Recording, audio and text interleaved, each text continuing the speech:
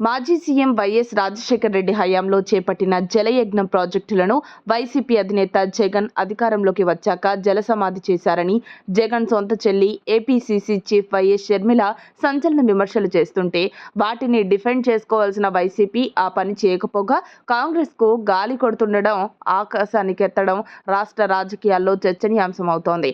గతంలో కాంగ్రెస్ ప్రభుత్వ హయాంలో పోలవరం ప్రాజెక్టుకు పునాది వేసింది వైఎస్ రాజశేఖర రెడ్డి అని, ఆయన హయాంలోనే అన్ని అనుమతులు తీసుకొచ్చి పనులు చేపట్టారని మాజీ మంత్రి బుగ్గన రాజేంద్రనాథ్ రెడ్డి ప్రశంసించడం ఏపీ రాజకీయాల్లో హాట్ టాపిక్ అవుతోంది. రాష్ట్ర విభజన సమయంలో పోలవరంకు జాతీయ హోదా ఇచ్చింది కాంగ్రెస్ అని, 2014లో కేంద్ర ప్రభుత్వంలో టీడీపీ భాగస్వామిగా ఉన్నప్పటికీ పోలవరాన్ని పూర్తి చేయలేకపోయిందంటూ కాంగ్రెస్ను పొగుడుతూ టీడీపీని విమర్శించారు. వైఎస్ కలల ప్రాజెక్ట్ అని చెప్తున్న పోలవరంను 2019లో అధికారం చేపట్టిన వైసీపీ ఎందుకు పూర్తి చేయలేకపోయిందన్నది ఇప్పుడు బుగ్గన వ్యాఖ్యలతో ఏపీలో మరోసారి చర్చ ప్రారంభమైంది. అయినా పోలవరం ప్రాజెక్టుల విషయంలో టీడీపీ, కాంగ్రెస్ చేస్తున్న విమర్శలకు ధీటుగా బదులివ్వకుండా పోలవరం వైఎస్ కలల సౌధమని బుగ్గన పేర్కొనడం ఆసక్తికరంగా మారింది.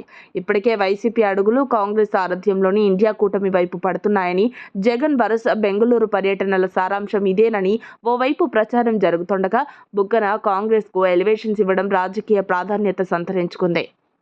మరిన్ని అప్డేట్స్ కోసం మా కాయ్ టీవీని సబ్స్క్రైబ్ చేసుకోండి.